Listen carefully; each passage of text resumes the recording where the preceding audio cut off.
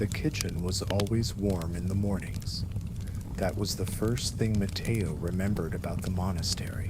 Even though it sat perched on a limestone cliff overlooking the Sicilian coast, the stone ovens glowed with a kind of sleepy menace as they baked bread and dried herbs. The heat mixed with the bitter scent of fennel, wormwood, and something darker, something acrid, hovering just beneath the surface.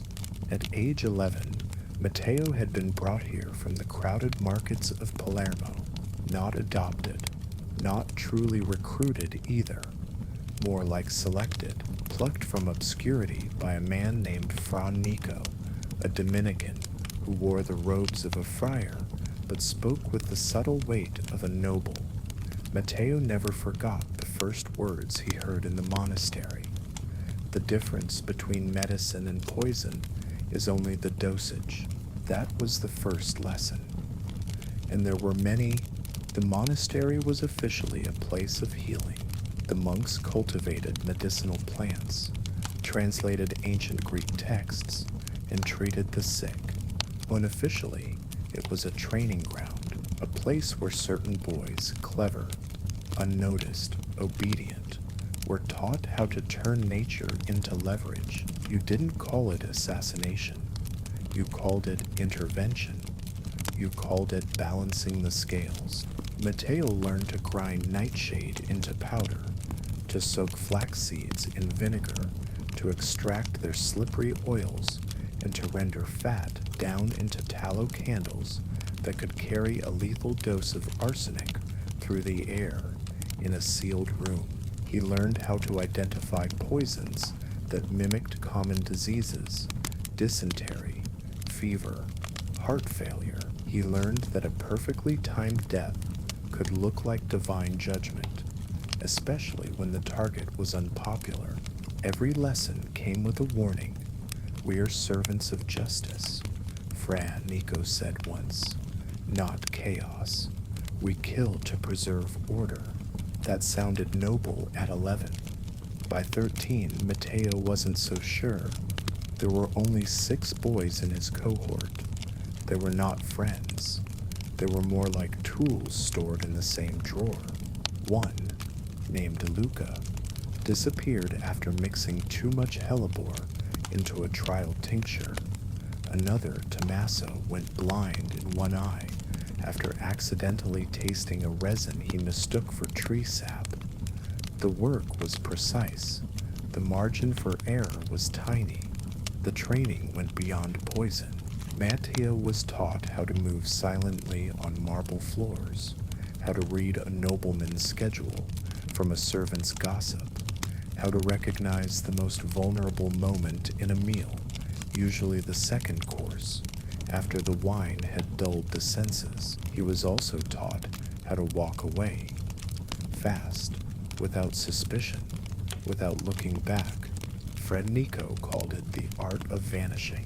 By 14, Matteo had already assisted in 3 real deaths, or as the order called them, resolutions. One was a corrupt bishop who had been extorting local peasants. The second, a merchant accused of funding rebels in North Africa. The third was more ambiguous, a rival apothecary whose herbal exports had become too successful. That one didn't sit right with Matteo, but questioning the logic of a target wasn't encouraged, not at his level. The day Matteo turned 15, he was summoned to a private room at the back of the scriptorium. There Fra Nico sat with another man, tall with a thin scar along his jaw, and the kind of calm Matteo had only ever seen in soldiers or executioners. "This," Fra Nico said, "is Brother Alvaro. He is from Aragon, and you will be assisting him on a journey." That was all they told him. 2 days later, Matteo left the monastery for the first time in 4 years. He was given a travel robe, a pouch of dried herbs, a hidden dagger, and a vial of clear liquid sealed with wax. Alvaro said little on the journey. He moved like someone who always expected to be followed, but never was. They traveled east into the Sicilian interior, toward a crumbling fortress that had once been a Byzantine outpost. Inside that fortress lived Count Ruggiero, a minor noble with major ambitions. Matteo gathered that the Count had made a private alliance with Genoese traders in defiance of the crown. The crown, in turn, had issued no public declaration, but had sent Alvaro. And now, Matteo, the mission was simple in principle: infiltrate the court under the guise of visiting herbalists, offer a gift of healing tea for the Count's wife, who suffered from chronic headaches, lace the tea with belladonna, just enough to render her unconscious, and draw the Count's attention. Then, when the Count tasted a corrected version of the tea himself, add the fatal dose, easy on parchment. Less so in person. The court was suspicious from the start. Alvaro had papers, forged with the monastery's seal, but even forged legitimacy only went so far when the castle steward was a paranoid ex-soldier who hated strangers. They were given guest quarters near the stables, not in the main keep.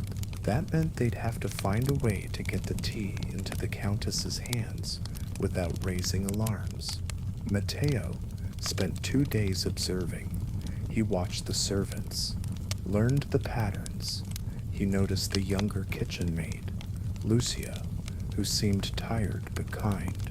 One night, while she was taking a break behind the stables, Matteo approached her and feigned concern about a swelling on her wrist.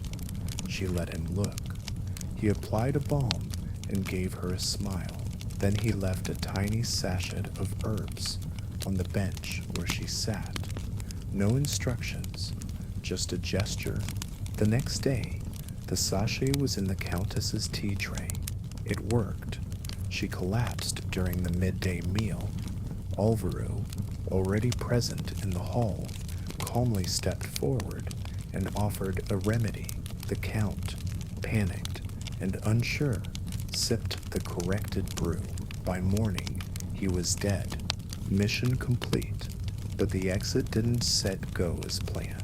Someone, perhaps a servant, perhaps just a sharp-eyed guard, noticed Matteo's sudden interest in the kitchen routine. Word spread. By nightfall, they were surrounded. Alvaro fought like a wolf, cutting down 2 guards before being shot in the back with a crossbow. Matteo fled through the servant tunnels. He ran until his lungs burned, then kept running. He didn't stop until he reached a coastal village, a full day's walk south. There, he hid in a pig barn, drank from muddy puddles, and vomited twice from bad shellfish. When he finally made it back to the monastery a week later, Fra Nico didn't scold him. He simply said, "You are alive. That is your reward." No ceremony, no praise, no acknowledgement of the trauma etched into Matteo's face. That night, Matteo realized something quietly horrifying. You don't graduate from being an apprentice poisoner. You just keep going until you're dead, or worse, replaced. The second assignment came almost a year later. By then, Matteo had grown 2 inches taller, developed a stronger hand for writing codes in lemon juice, and learned how to mimic the tremor of a novice physician when needed, but no amount of skill building changed the basic truth. The monastery was still a prison with Latin prayers instead of iron bars. For Nico summoned him again. This time he didn't offer a choice. There never really was one. "The target is royal," he said simply. "And that means one mistake will kill more than just you." This wasn't metaphor. The target was Prince Tancredi, second cousin to the Sicilian king. He was young, unmarried, and widely considered both reckless and ambitious, a dangerous combination. He had recently begun consolidating power in the southern provinces, cutting off trade with the crown's allies, and quietly absorbing militia groups. More to the point, he was courting the papal states for support. The crown couldn't touch him openly. Doing so might fracture the delicate balance of Sicilian nobility, triggering civil unrest. But a quiet death, one that could be blamed on fever, or poor food, or even divine retribution, that was considered manageable. This time, Matteo would not be accompanied by anyone. No Alvaro, no backup, no escape plan beyond his own wits. He was going in alone. Tancredi was holding court in Caltabellata, a highland town known for its narrow alleys and wine-terraced cliffs. Matteo posed as a traveling apothecary's assistant, offering herbal tinctures and cough remedies. The town had recently suffered a bout of sickness, some kind of ague that left people pale and weak, so his arrival was well-timed. Timing was always half the job. It took 3 days to get close to the palace kitchens, 2 more to find the schedule of the prince's meals. Tancredi, it turned out, was deeply superstitious. He refused to eat pork on Thursdays, believed that touching copper brought bad luck, and had a tester sip from every cup of wine poured at his table. This made poison risky. Too many eyes, too many steps. So Matteo considered another approach. One night, while pretending to catalog local herbs for a town healer, he struck up a conversation with a stable boy who'd recently been reassigned from the castle to care for livestock outside the gates. The boy, bored and underfed, mentioned that Prince Tancredi's newest obsession was restorative salt baths imported from Naples. The salts came in small wax-sealed pots, easy to tamper with, easy to blame on a corrupt supplier. That was the entry point. Matteo managed to steal one of the empty salt pots from the refuse behind the bathhouse. Back at his rented room, he cleaned it thoroughly, then refilled it with his own mix, mostly real mineral salt, but laced with a precise dose of white hellebore extract. It would slow the heart, cause dizziness, weakness, shallow breathing. Death would look like drowning if the victim was already in the tub. He resealed the pot, stamped it with a forged merchant sigil, and left it in the next shipment crate. The waiting was unbearable. 2 days passed, nothing. Then, on the 3rd morning, rumors swirled through the village. Prince Tancredi had been found dead in his bathing chamber, slumped over, pale and blue-lipped. His servants claimed he had fallen asleep in the water and slipped beneath the surface. It worked, clean, quiet, and most importantly, deniable. Matteo left town before the noon bells, but victory never tasted quite like it should. By the time he reached the monastery again, his hands wouldn't stop shaking, not out of guilt. Exactly. More out of the lingering adrenaline that came from knowing how close he'd come to being caught. Fra Nico didn't congratulate him. He simply nodded once and passed Matteo a folded scrap of parchment. "Memorize this and burn it," he said. It was a name, a noble family, a date, no other explanation. Matteo didn't had asked for one. He was learning. Then, one night, everything shifted. He was returning from the apothecary tower when he heard muffled voices in the scriptorium, Fra Nico's voice, and another, lower one with a clipped Latin accent. Curious, Matteo crept along the side wall and listened through a hairline crack in the doorframe. What he heard chilled him. "The boy is too visible," the stranger said.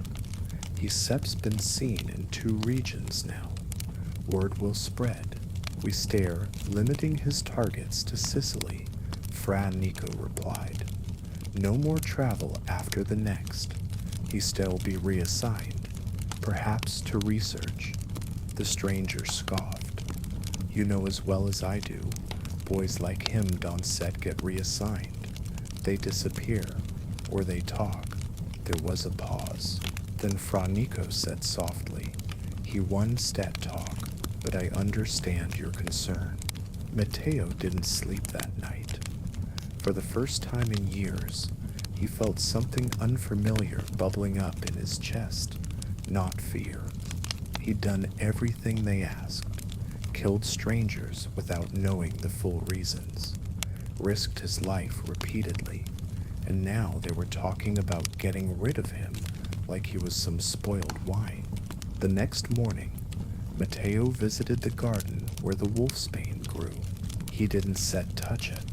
Not yet. Matteo had never been afraid of dying. That wasn't bravado. It was conditioning. Death had been a part of his education, like ink stains and Latin conjugations. He'd learned to handle bodies, mix lethal draughts, and walk past corpses as if they were furniture. It was slow, bureaucratic, institutional. He feared being erased, forgotten, silenced by the very people who'd trained him.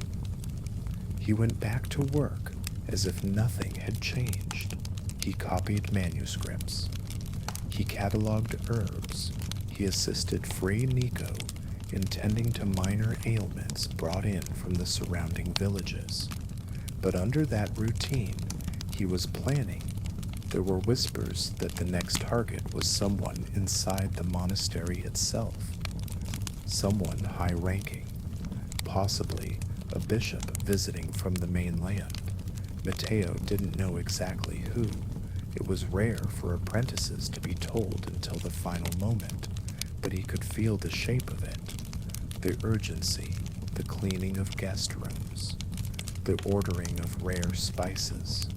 More importantly, he knew he wouldn't return from that mission. Not this time. He started testing his access. In the dead of night, he practiced slipping in and out of the root cellar without disturbing the old hinges. He stole a wax seal from the correspondence desk and used it to forge a letter requesting extra storage space in the wine crypt. He timed the guard rotations around the herbarium, and every evening he checked on the small cloth bundle hidden behind the wall panel near his bed.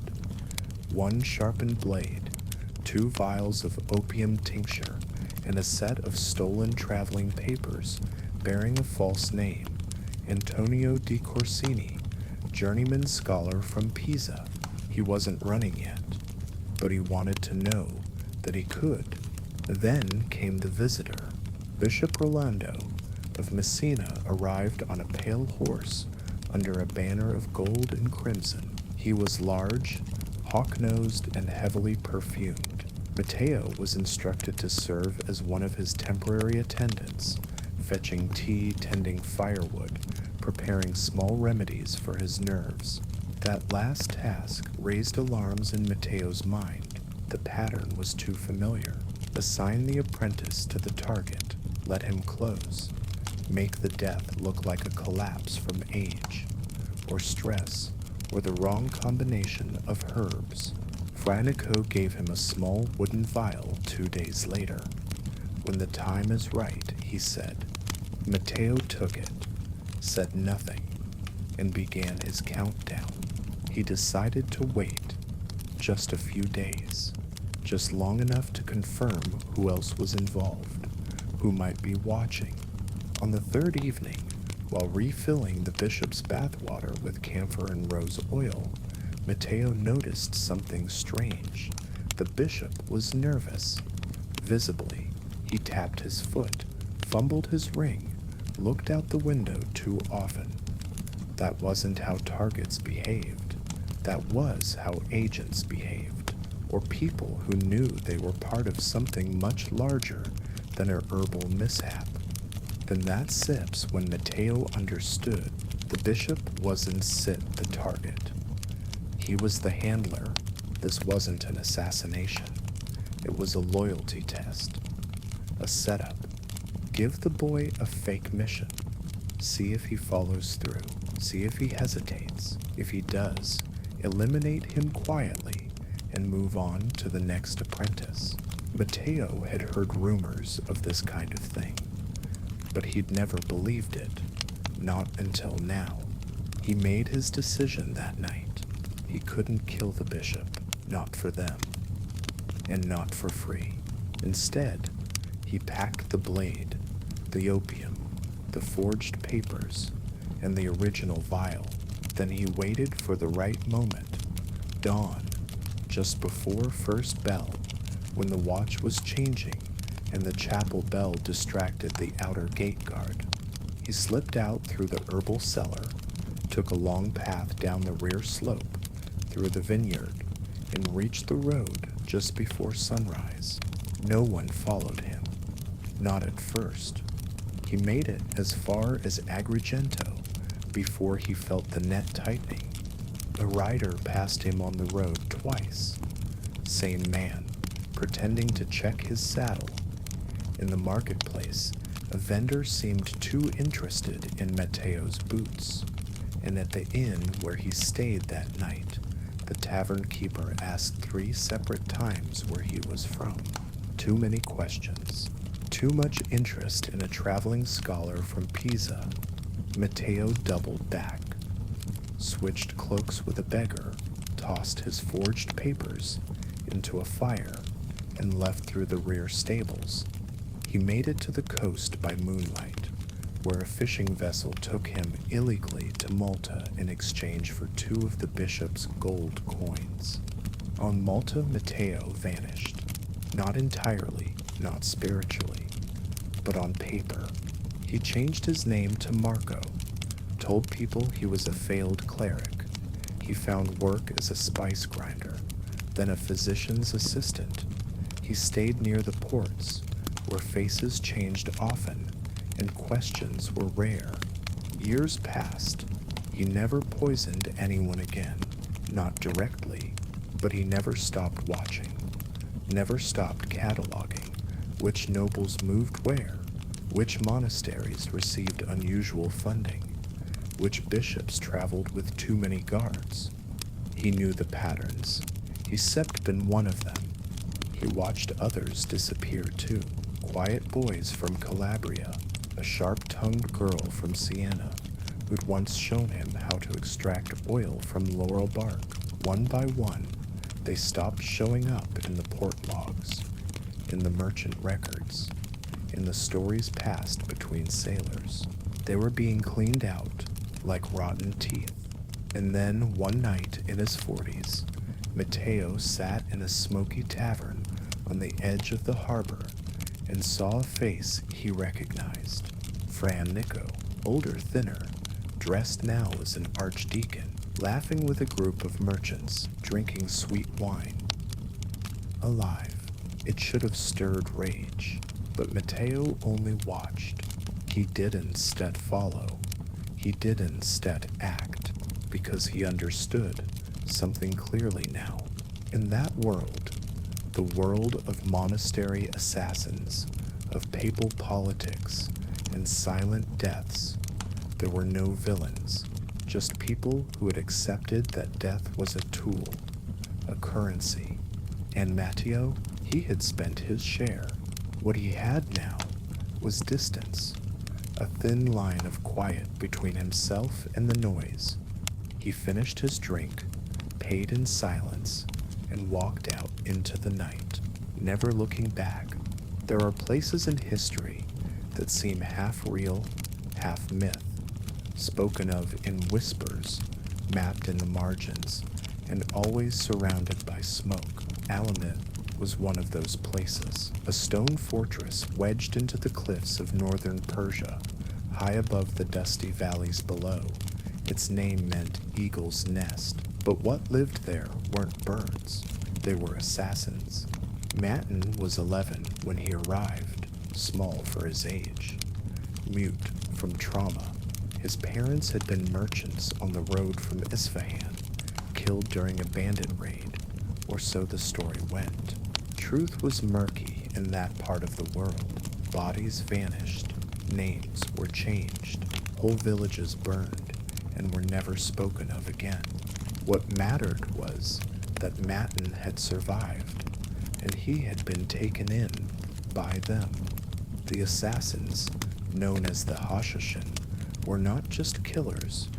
That part was easy. A dagger in the dark, a poisoned ring, a nudge from a rooftop. No, the harder part, the real training, was learning how to disappear, to wear faces like costumes, to believe your mission even when you didn't understand it.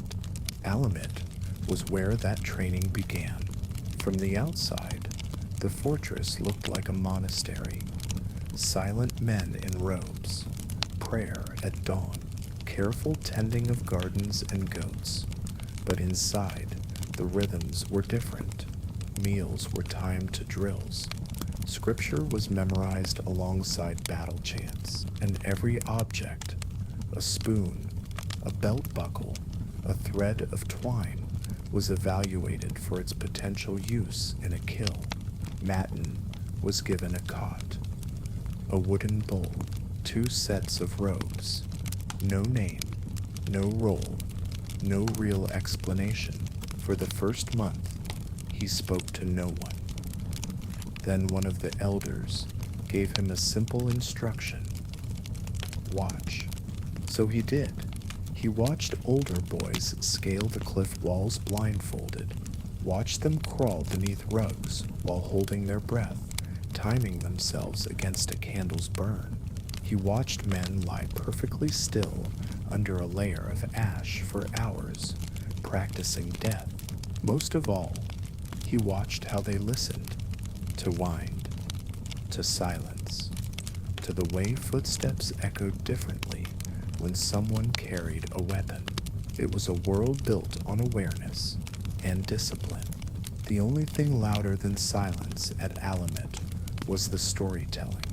At night, the younger recruits would whisper tales under the stars. They said the founder, Hassan Hassaba, had built the fortress using gold smuggled from Egypt. They said he once ordered one of his own men to leap from the tower, and the man obeyed, smiling. They said death meant nothing to the faithful, because paradise had already been shown to them. Whether that last part was true or not, Matin couldn't say, but he noticed something no one ever tried to escape. By the time Matin was 13, he had a name again, a new one, Farid. It meant the unique in Persian, a small gesture, but one that meant he had passed some invisible threshold.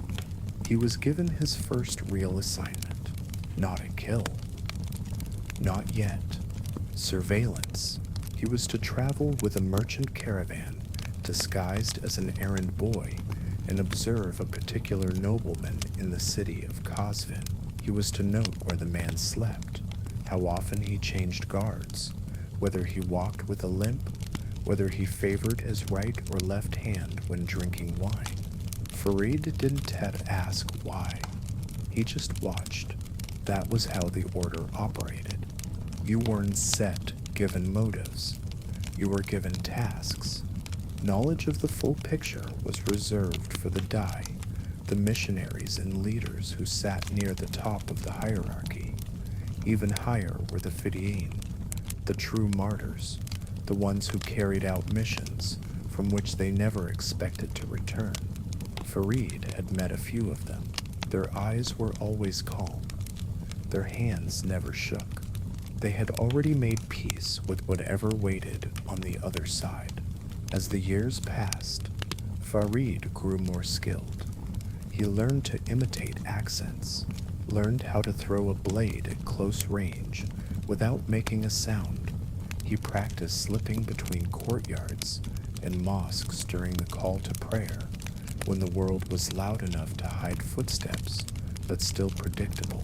He was also taught how to die convincingly, swallowing dry bread soaked in goat's blood, holding your breath until your face turned blue, twitching on command. It wasn't about faking death for survival. It was about creating confusion, creating a delay, buying enough time for someone else to escape, or enough time for a second blade to strike.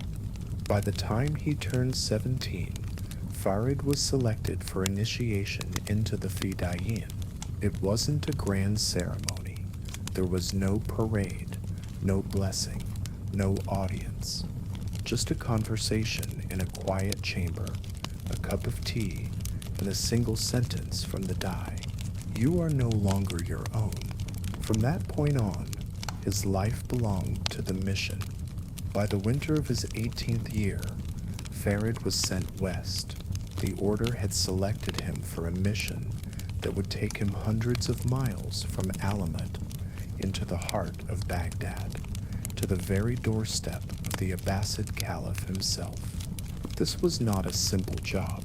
The Caliph's court was a maze of guards, scribes, eunuchs, scholars, and spies. Dozens of factions jostled for influence behind closed doors, each trying to outmaneuver the other through bribes, threats, marriages, or quiet disappearances. The Hashishin weren't the only killers in the city, but the target wasn't the Caliph.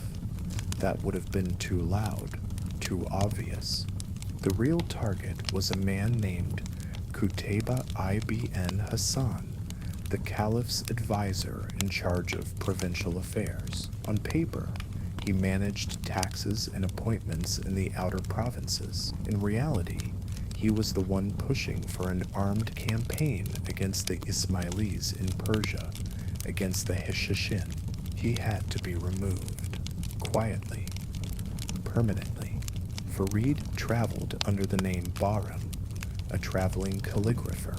He carried ink pots, a set of reed pens, and pages of elegant Arabic script praising famous caliphs, scholars, and poets. Baghdad was flooded with such men, artisans hoping to earn a coin, copying verses from the Quran, or crafting messages for wealthy merchants. It was the perfect disguise. He arrived in the city just as the Tigris began to flood its western banks. Waterlogged carts filled the roads. Soldiers were distracted by ferry lines.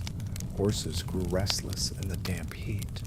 Perfect conditions for a quiet infiltration. For the first week, Farid did nothing but observe. He rented a room above a dye shop and mapped the court routines from a rooftop 3 buildings over.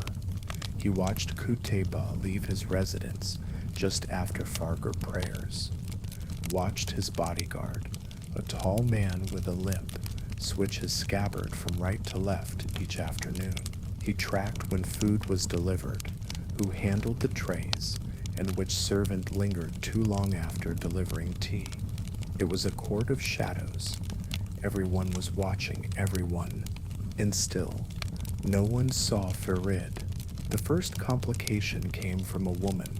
Her name was Layla. She worked in the palace gardens, pruning fig trees, and managing the exotic vines that draped the southern walls. Farid noticed her only because she noticed him too soon, too sharply. She was watching from a balcony as he adjusted his ink stall across the street. Later, she passed him in the marketplace and made a small correction to his Arabic lettering on a poetry scroll. Not a challenge, not a flirtation, just a precise suggestion, almost like a test. He made the correction and said nothing. The next day, she was waiting. "I've seen you write that same verse 4 times, she said, "but your script changes." Farid's stomach tightened, but he kept his face still. "I would dream practicing," he replied. "No," she said. "You would stare adapting." A pause. Then she added, almost casually, "You stare not the only one hiding." She wasn't palace-born. Layla was from Aleppo, Her father had been a scholar, executed for refusing to endorse a fatwa. She'd been taken in by the court as a favor, raised among scribes and gardeners, but she had learned quickly how power moved through marble halls quietly, with a smile and a knife behind the back. She didn't ask who Farid really was. Didn't need to. She understood his silence for what it was. Instead, she offered something better, information. She confirmed what Farid suspected. Qutaba's chief cupbearer, a man named Munir, had debts in the city, gambling mostly, the kind of man who could be bought or broken. Farid chose both. 2 nights later, he intercepted Munir on the edge of a private gambling den. No threats, just a quiet offer and a pouch of dinars. "Replace the rosewater with the one I give you," he said, just once, after Friday prayers. Munir, too tired to protest and too afraid to ask, nodded. The plan was simple: a diluted infusion of bitter almond and crushed vetch, slow-acting, untraceable, would mimic food poisoning or a sudden heart event. If the dosage was right, Qutayba would collapse during his midday rest and never wake up. That was the idea. But plans don't survive their first collision with reality. The palace erupted in chaos the next morning, before the rosewater was even delivered. There had been an anonymous letter, a warning, slipped under the caliph's steward's door. It spoke of a plot, named no names, but hinted at poison.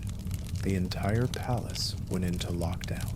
All food and drink deliveries were halted. Servants were questioned. The gardens were emptied. Calligraphers were barred from entering the outer courtyard. Farid knew immediately it was Layla. She had betrayed him. But why? He fled the city by boat before the evening patrols began. He didn't pack, didn't say goodbye, didn't even take the emergency tincture hidden in his boot heel. He just ran. He hid for 2 days in a ruined caravanserai near the river, replaying the week over and over in his mind.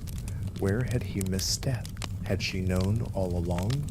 Had he let himself trust too easily? Trust was poison. He'd been taught that it alimented, but trust had also saved him once, a long time ago. That night, he found himself writing verses into the dirt with a stick. Not prayers, not death oaths, poetry. A single line from Hafiz: "What we speak becomes the house we live in." He didn't know what it meant anymore. When he returned east months later, he expected punishment, expulsion, death. Instead, he was received in silence. The Dai who interviewed him barely blinked when he explained the failed mission, the betrayal, the escape. This was expected, the man said simply. You are still alive. That is enough. Farid wanted to ask, why send him at all? Why send anyone? If the order already knew the plan might fail, but he didn't ask. He already knew the answer. The mission had never been about Qutayba. It had been about him, about whether he would follow orders, about whether he would break, and whether, when betrayed, he would survive. He passed the test. Barely, but something in him had cracked. The mountain fortress no longer felt like home. It felt like a grave, carved into rock.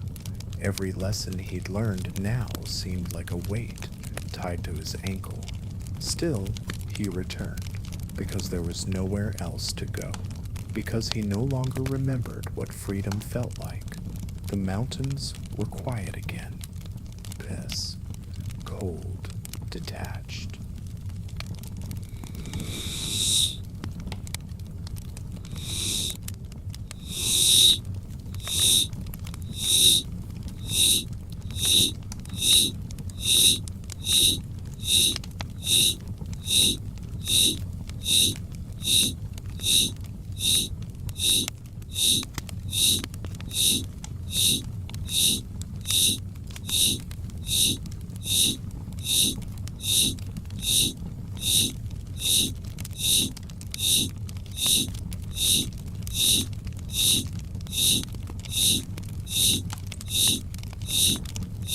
He had returned to Alamet with the same face, the same robes, the same hands that could kill without trembling, but the man inside them had changed.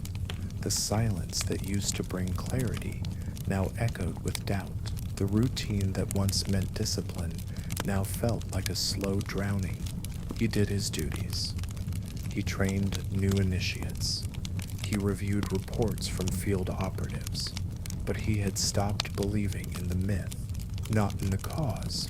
That was still abstract enough to cling to, but in the leadership, in the order's belief that the ends always justified the means.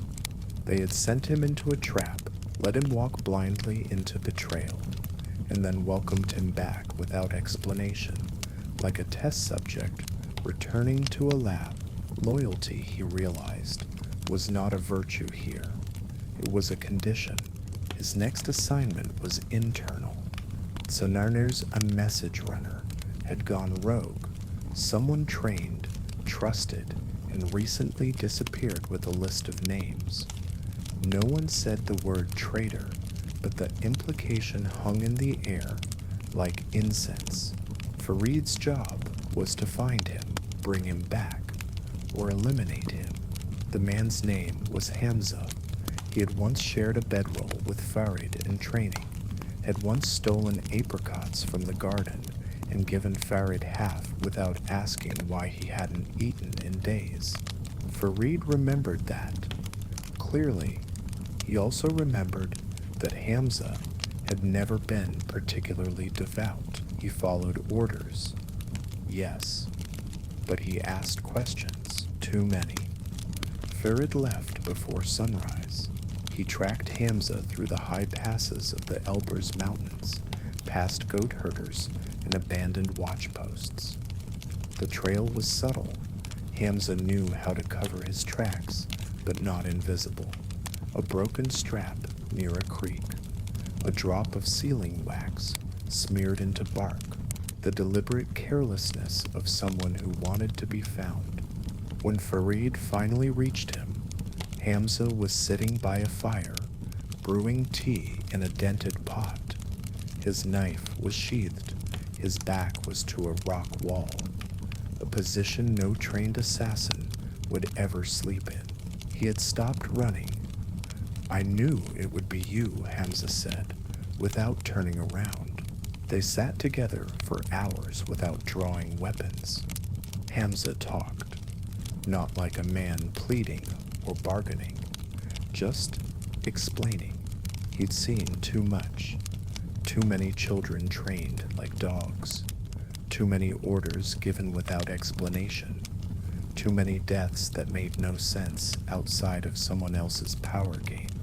"I thought we were defending something," Hamza said, "but now I think we're just killing to preserve our own mythology." Farid said nothing, because part of him agreed. Hamza handed him a small leather pouch. Names. Locations. Safe houses. You said you'll give it back to them.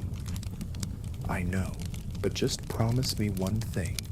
Read it first." Farid took the pouch. Didn't set answer. By morning, Hamza was gone. Not fled, just gone. The way mist vanishes with the sun. Farid searched for him for 2 more days, then stopped. He could Sev reported failure, could Sev lied, but he didn't set. He returned to Alamet and handed over the pouch. He read it first. It contained exactly what Hamza said. Names of agents who had gone quiet, operatives who'd vanished into rural life, exiles living as farmers, scribes, brewers, even midwives, people who had once served the order and now wanted nothing to do with it. There was no pattern, no conspiracy, just people trying to reclaim their lives. That was the true threat. Not betrayal, not violence, but disobedience.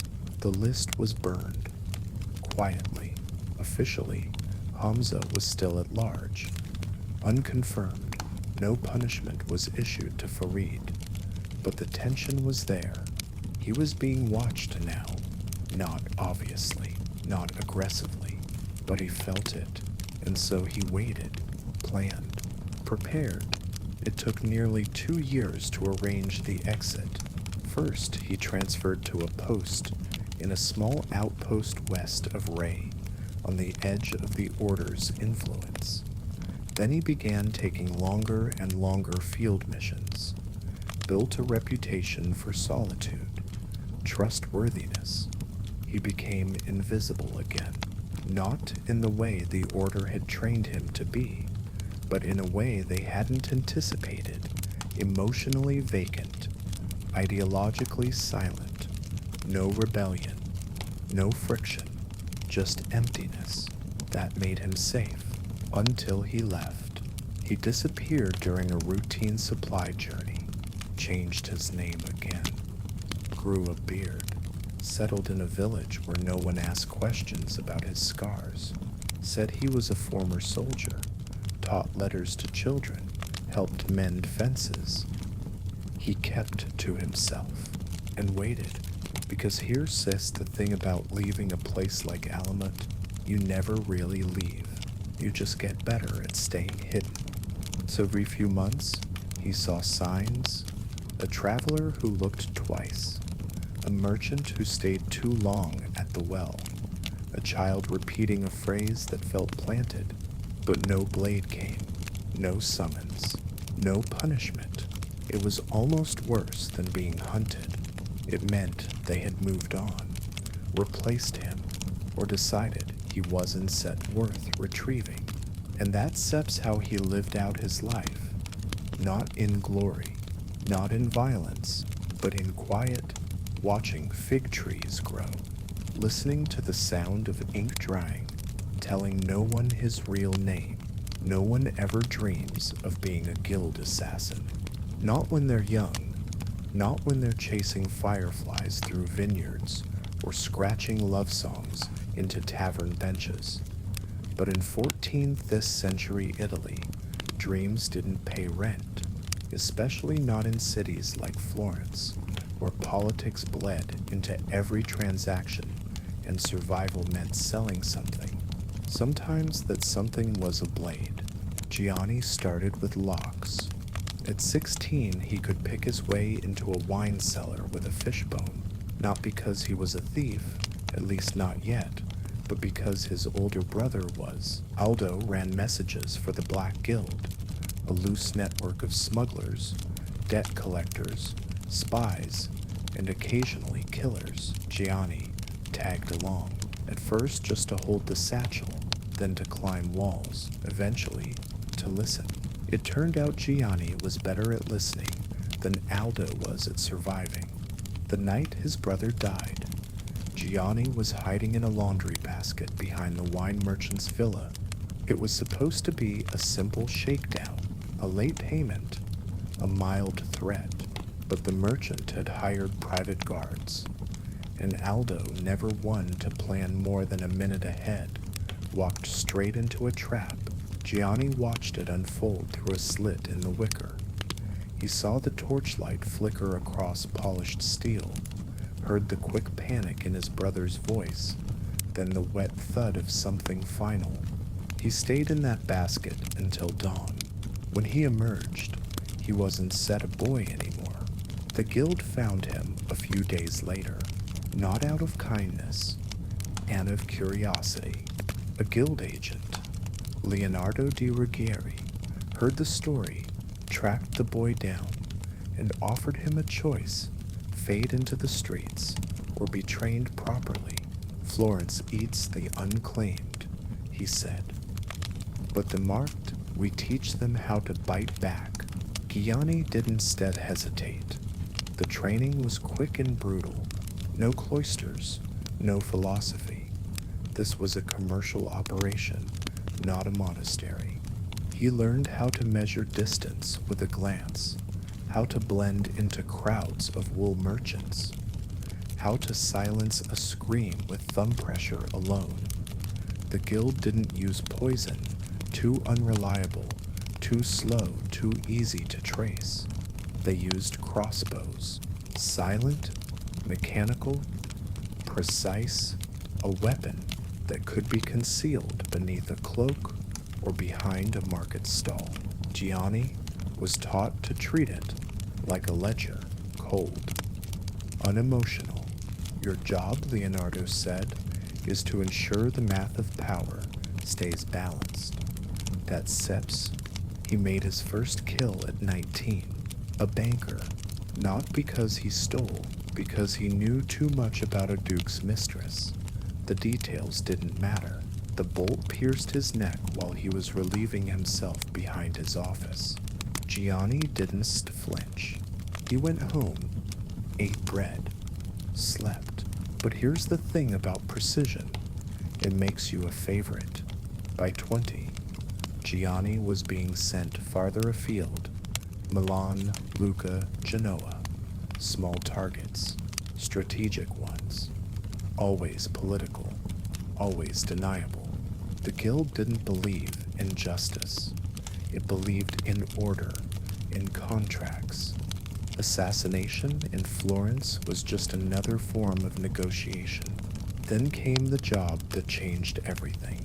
He was summoned to a wine shop beneath the Duomo, a secret back room with 2 chairs, a bottle, and a small document. The contract was unusual. No name, just a code. The merchant who knew too much. Leonardo didn't explain. You'll understand when you see him, he said. And when you do, a don't sit miss. Gianni nodded and packed his crossbow. The merchant lived in Pisa, not flashy, not well guarded. Just a man with a shop selling paper, ink, ledgers, and a few rare maps to visiting traders. His name was Tommaso Beneventi, and he looked at first glance entirely forgettable. Which was the problem? Too ordinary, too quiet, no visible enemies, no debts, no mistresses, just a tidy shop near the harbor and the habit of closing right at sunset. Gianni watched him for 3 days. He saw the same routine. Tommaso swept the step in the morning, served customers through the day, and spent his evenings writing in a small cloth-bound journal. It made no sense. The man didn't match the profile of someone who needed to be eliminated, not unless he was hiding something deep. Gianni knew better than to assume innocence, but he also knew better than to rush, so he broke protocol. He followed Tommaso after dark. On the 4th evening, the merchant didn't go straight home. Instead, he walked down to the old dockyards, abandoned since the last flood, and entered a locked cellar built into the stonework. Gianni waited, then followed. Inside was not a storeroom. It was an archive, dozens of ledgers, organized by symbol rather than name, coded, bound in oilskin, notes written in 3 languages, some of it financial, some of it political. A few pages mapped out supply lines, troop positions, even church bribes, all under cipher. This man wasn't just a merchant, he was a recorder, and if Gianni had to guess, he was working for everyone. Back in Florence, such a man would have been killed already. But Tommaso had done something clever. He hadn't sold information. He just kept it, quietly, meticulously, like a failsafe. The kind of man who knew enough to ruin dukes, bishops, merchants, and guild masters alike, which explained why the contract came with no name attached. Everyone wanted him dead, but no one wanted the blood on their hands. Gianni could have finished the job that night. He had a clean shot through a vent in the cellar wall. A single bolt would have ended it, and the body would have gone unnoticed until morning. But something stopped him. Not guilt, not mercy, curiosity. He waited 3 more nights. On the seventh night, he finally approached Tommaso at closing. "I've been looking for a rare ink," he said. "Iron gall, Sicilian batch." The merchant didn't blink, just nodded and gestured him inside. "It stains permanently," Tommaso said. "Makes it useful for writing things one can sit to take back."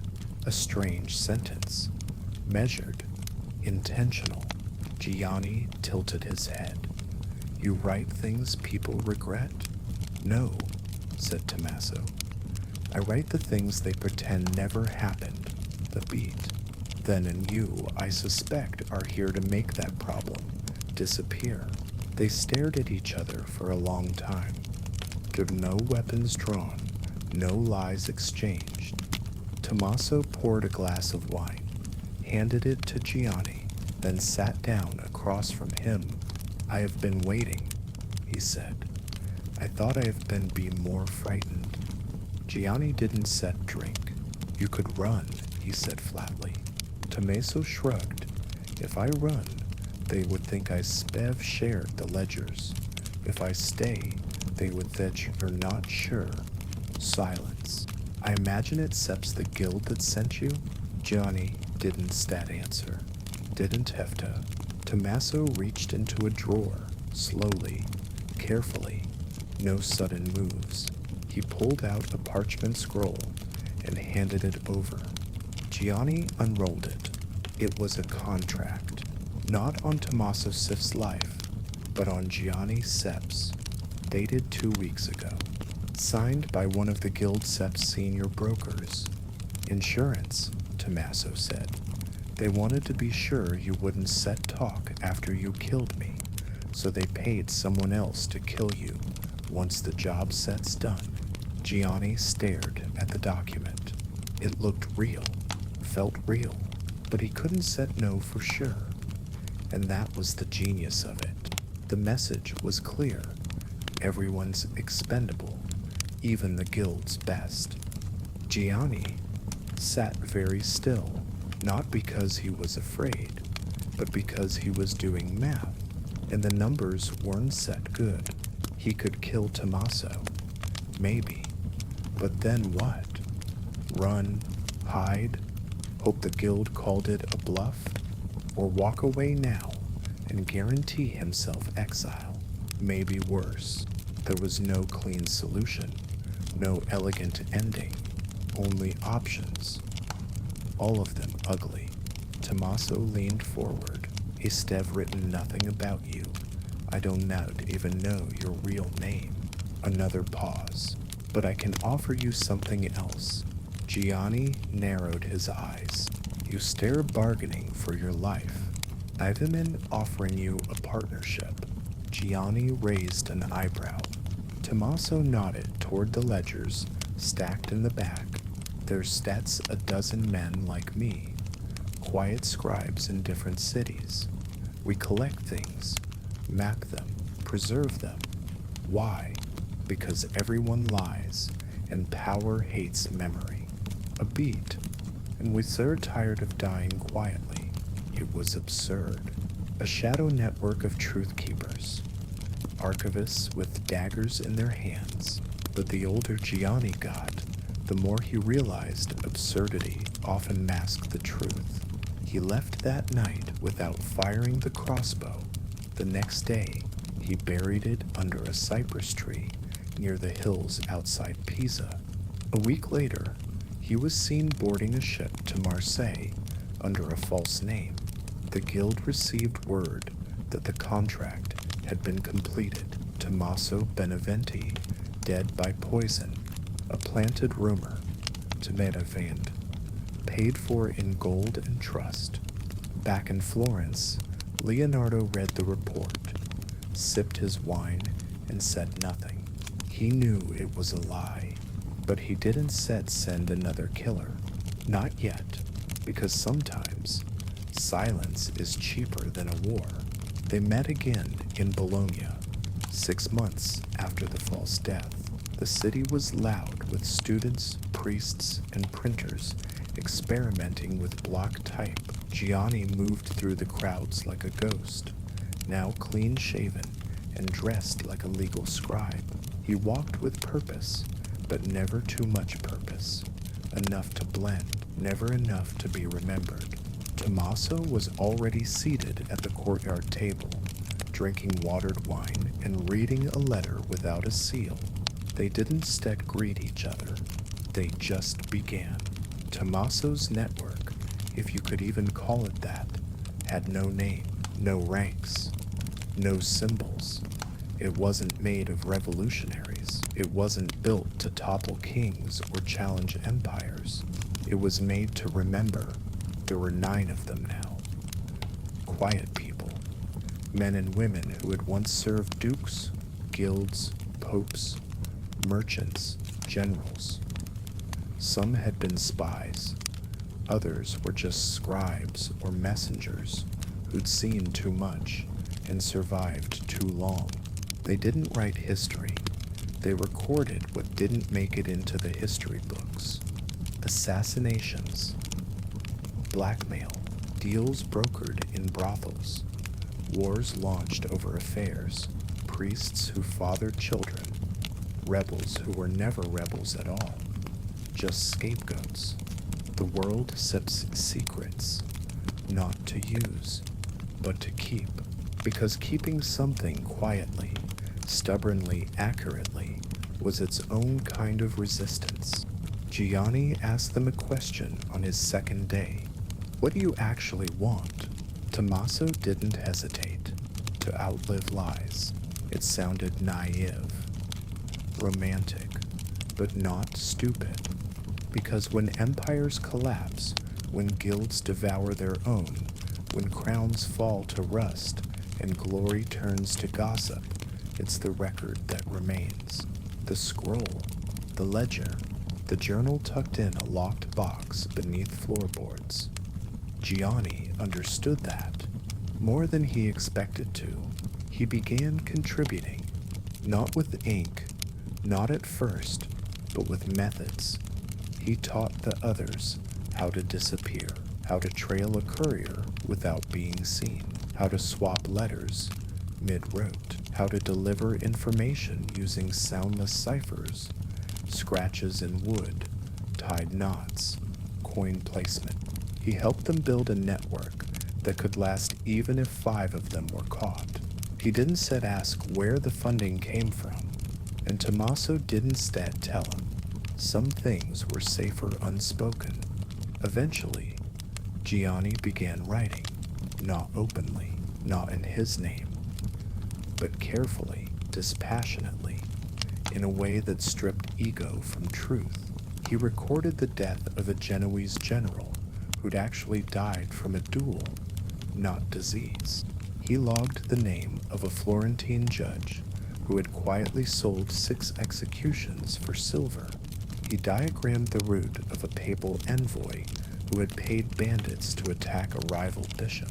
Nothing was made public, but it was all preserved, folded, cataloged. The archive grew. Every now and then, a member of the network disappeared. Not always because of betrayal. Some died of age or illness, or were simply worn down by a life of secrecy. Gianni would take their scrolls, encode them, add them to the deep archive, say nothing. Tommaso said once, "Over a drink, we don't instead recruit replacements. We just wait for the right people to show up." Gianni nodded. He'd once been that person. Now he was something else, a keeper. But nothing hidden stays hidden forever. The warning came from Marseille. A courier intercepted, tortured, killed. This pouch burned, but not before a portion of a ledger was copied. It wasn't catastrophic, but it was enough. Enough to put someone close to the truth. Enough to justify a purge. 3 days later, Gianni saw a familiar face in the crowd near Siena. Not a friend, a guild man, still wearing his ring on a chain under his cloak, Still glancing at rooftops, still walking like someone who expects a crossbow bolt between the ribs. He wasn't set looking for Tommaso, he was looking for Gianni, which meant the guild hadn't been fooled after all. They had waited, now they were ready. Gianni didn't step panic, he just vanished. He had 3 fallback identities, 5 safe houses, 2 monks in different abbeys who owed him silence. He moved from Florence to Venice to Trieste in less than 2 weeks. When he resurfaced, it was in Ragusa under a new name, a slower gait, and a limp that wasn't quite fake. He never carried a weapon again, but he didn't need to. Tommaso died quietly. 2 years later, fever, no foul play. He left behind 3 crates of scrolls and a sealed letter addressed to no one, marked with a sigil only Gianni would recognize. Inside was a single line: "If memory is a weapon, make sure it never rusts."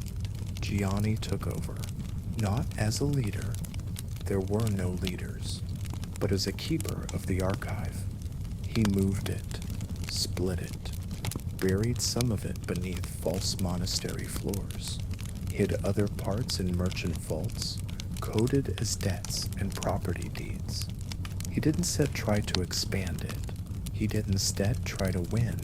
He just kept it alive, which in this world was the closest thing to victory.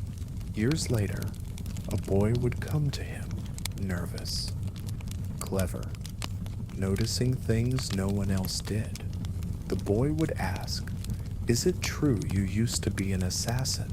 Gianni would look up from his writing, smile, and say no, then offer him a cup of tea and a pen. In medieval France, power didn't always wear a crown. Sometimes it wore a veil. Sometimes it smiled from behind a lattice window or stood silently beside a throne, eyes lowered, listening to everything and forgetting nothing. And sometimes it wielded a knife, politely, indirectly, and often through someone else's hand. Cécile de Montreuil learned this early.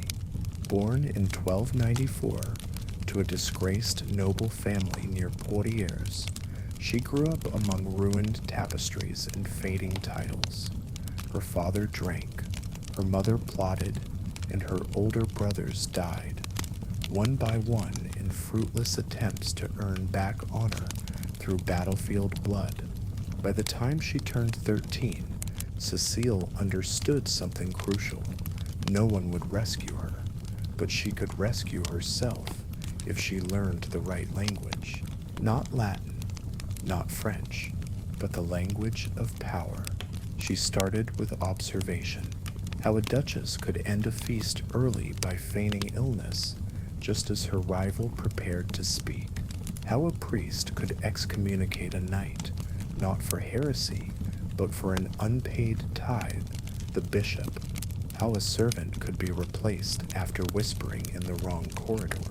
Everything had weight, everything was currency, and Cécile began to collect it. She was sent to court at 15 as a lady-in-waiting to Queen Jean, wife of King Philip I, Philip the Fair. The court was cold, politically and otherwise.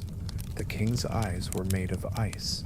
His advisors were all teeth behind smiles, and the queen, often dismissed as meek, was far sharper than anyone gave her credit for. She saw Cécile's potential almost immediately, not because Cécile curtsied lower or embroidered better than the others, but because she watched, listened, asked nothing, forgot nothing. One night, after a banquet, Queen Jin summoned her privately. "You don't speak unless spoken to," she said. Cécile lowered her gaze. "Yes, your grace, but your eyes are never still." Cécile hesitated. "I only wish to be useful." The queen poured wine. no smile, no warmth, then you will be. That night, Cecile became more than a lady in waiting. She became a listener, a note passer, a secret carrier, and eventually something darker. The Queen had no formal spy network, nothing like the web of informants used by the King's Council or the Parisian bailiffs, but she had Cecile, and Cecile had a gift. She could move silently between rooms, hear things meant only for stone. She could ask the cook what wine was served to which guest, and get an answer without raising suspicion. She could turn a dropped scarf into a diversion, a candle into a signal, but more than anything, she could identify weakness in men, in women, in alliances, and the Queen used that ruthlessly. In 1311, an opportunity arose. A papal envoy visited court to mediate a brewing dispute between France and Flanders. The king wanted more land. The pope wanted peace. The queen wanted neither, but she wanted leverage. She tasked Cecile with retrieving something the envoy carried. Not gold, not a treaty, but a letter, a personal letter, sealed in red wax. You'll know it when you see it, Jeanne said. It smells of scandal. Cecile was a master trained in theft. Not exactly, but she was trained in timing. She waited until the envoy, drunk on Burgundy, slipped into his guest chamber and dismissed his scribe. She timed the creak of the door with the thunder outside. She wore soft leather shoes and a borrowed servant's cloak. She took the letter in under 30 seconds.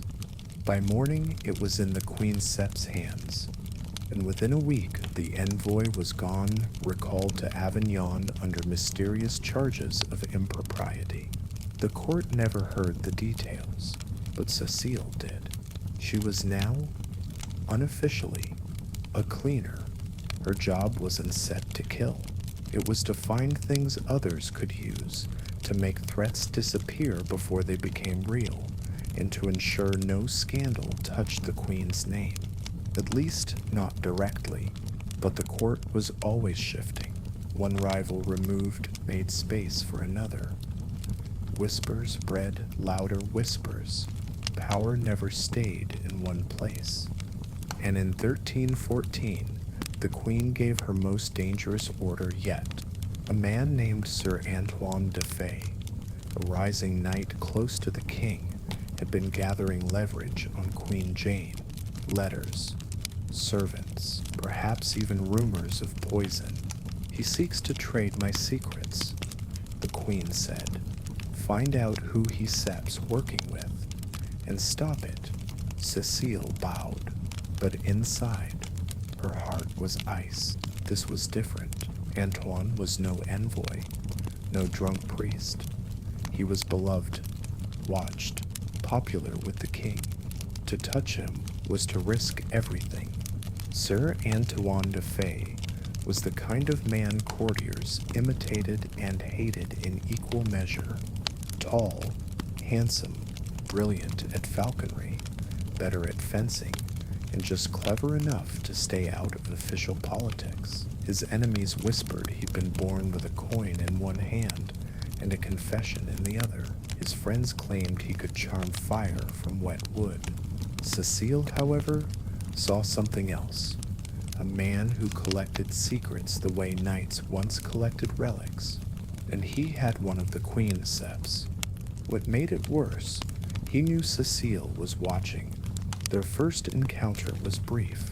He caught her gaze across a corridor near the chapel, smiled, and tipped his head, not like a knight to a servant, but like one player acknowledging another at the start of a chess match. He did instead report her, did instead avoid her either. He let her watch him, as if inviting the danger. Cecile followed quietly. Antoine was careful. He didn't write things down, didn't trust the court scribes. He passed his messages verbally, with jokes and parables. But everyone had a pattern, and eventually she found his, a steward named Luke, young and mild-mannered, who handled Antoine's travel arrangements. Quiet, discreet, and clever enough to memorize complex messages word for word. She caught Luke late one evening, alone in the servants' hall, his fingers stained with beeswax and ink. She didn't threaten him. She told him a story, one about a different steward who trusted the wrong knight and ended up buried behind the stables of Montarge's abbey. Then she offered him coin and a safe post in the provinces if he cooperated. Luke broke in under 2 minutes. The next day, she had what she needed, a list of names, allies of Antoine, a merchant in Tours, a minor bishop with a gambling debt, and most dangerous of all, a courtier in the king's own chancery. The knight had been careful. He was building a net around the queen, not to destroy her, but to bargain with her. He wanted control, or perhaps immunity. Whatever the case, it had to stop. The queen's instructions were clear. Remove his leverage. Quietly. I want his sword without cutting off his hand. So Cecile went to work. She started with the merchant. The man's warehouse mysteriously burned down one night, taking all his account books with it. No arrests were made. Then the bishop. She arranged a public confrontation between him and a known courtesan, loud enough to spark rumors, quiet enough to be dismissed by those in power. Within a month, the bishop had been reassigned to a distant abbey for health. The courtier was harder. He had connections, rank, a wife with royal blood. So Cecile used a different weapon, truth. She leaked fragments of his correspondence, real ones, to a rival in the chancery, made it look like the courtier was playing both sides of a tax negotiation. It was enough. He was removed, quietly, sent abroad. In less than 5 weeks, Antoine Set's net unraveled, but he didn't step panic. He invited Cecile to walk with him in the royal gardens. It was an odd request, bold, inappropriate. She accepted. They walked in silence for several minutes. Then he said, "I expected poison." She replied, "You expected something." He smiled faintly. "Tell your queen I never meant her harm. Just wanted balance. She doesn't believe in balance," Cecile said. "She believes in survival." He nodded. "Then tell her I estem finished." I stop. Cecile raised an eyebrow. "Why should I believe you?" He didn't answer. Instead, he reached into his coat and handed her a sealed letter, unopened, wax unbroken. "Accepts the only copy," he said. "My last threat." She held it, didn't open it, just stared. He met her gaze. "It steps over. It should have ended there." But 2 weeks later, Sir Antoine was found dead in his quarters. No wound, no blood, the goblet of wine near his bed. Cecile wasn't surprised. Queen Jeanne didn't tolerate compromise, even when loyalty was offered, especially then. She confronted the queen privately. "He gave me the letter. It was real. He surrendered." The queen didn't blink. "And now he cannot be used by anyone else." Cecile hesitated. "You didn't order his death." "No," the queen said. "But I didn't stop it, either." A pause. "You think I cruel?" Cecile said nothing. The queen stepped closer, voice lower. I'm still alive in a court that wanted me gone from the first day I wore this crown. That takes more than charm, Cecile. It takes ruthlessness in silence." Then she added, softly, "And you are very good at silence." That night, Cecile burned the letter, not out of loyalty, out of exhaustion, out of the creeping realization that silence had become her only true skill. In the months after Antoine's death, the court quieted. No scandals, no slips, no late-night meetings behind the kitchens or hushed warnings passed in candlelight. Just the hum of politics that should have brought Cecile peace. Instead, it made her uneasy. The queen had grown more precise, more serene, the calm of a woman who'd survived too many storms and now distrusted the sun. And Cecile, for all her composure, was tired, not from guilt, not exactly, but from being indispensable. Because when you're indispensable to a queen, it means one thing: you're not allowed to leave. She began to test the boundaries, refused small errands, delayed reports, suggested a younger girl, a bright new attendant, handle minor tasks. The queen said nothing, but her stillness grew heavier. Then came the offer, a marriage proposal. Not from love, not even from ambition, just a minor noble from Gascony, a widower with land, titles, and an aging estate that needed a clever mistress. The queen called her in, read the letter, folded it, and said without looking up, "Do you wish to marry him?" Cecile hesitated. "It would be a different life." "That's not what I asked." A long pause. "Yes," Cecile said finally. "I think I do." The silence that followed wasn't set angry. It was surgical. "You've been loyal," the queen said. "But understand this, you cannot carry both roles. You cannot be my whisper and someone else Sep's wife. I know, and you cannot forget what you know." Cecile met her eyes. "I won stat speak." The Queen Sip's gaze was unreadable. "Then you still go with a dowry," she said. "And a guard." Cecile blinked. That part had instead been expected. "You stir, letting me leave." "No," the queen said. "I stem sending you. It wasn't stat a reward. It wasn't stat banishment. It was strategy. By placing Cecile in Gascony, the queen gained a new outpost, a quiet ally in a region filled with shifting loyalties, a watcher with no formal title, but all the right skills. Even in release, the queen was playing the long game. The marriage was polite, uneventful. Her husband, Lord Gerard, was kind, dull, and thankfully uninterested in court gossip. He valued good grain, healthy cattle, and weather that didn't ruin the vineyards. Cecile ran the household without trouble. She had no children, whether by choice or accident. She never said, but old habits don't die. They hide, and within a year, Cecile had eyes in the kitchens, the stables, the chapel, and the scriptorium. She kept no ledgers, wrote no letters of gossip, but she listened. And when the queen's riders arrived, always unannounced, never needing names, she received them in silence, passed on what was needed, burned what was instead.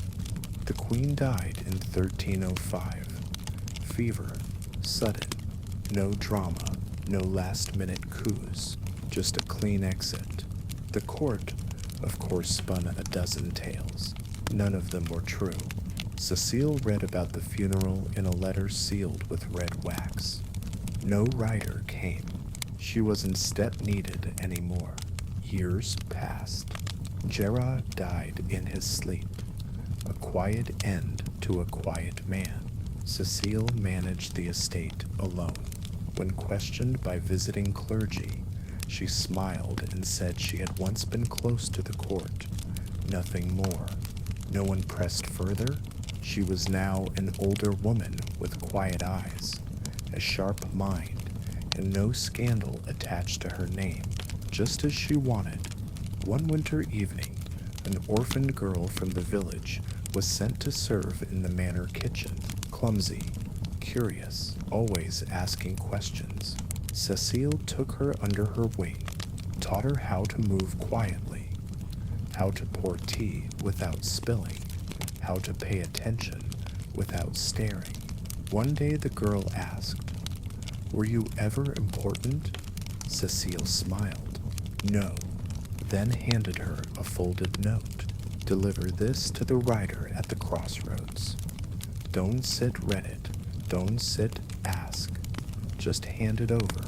The girl nodded and ran out into the snow.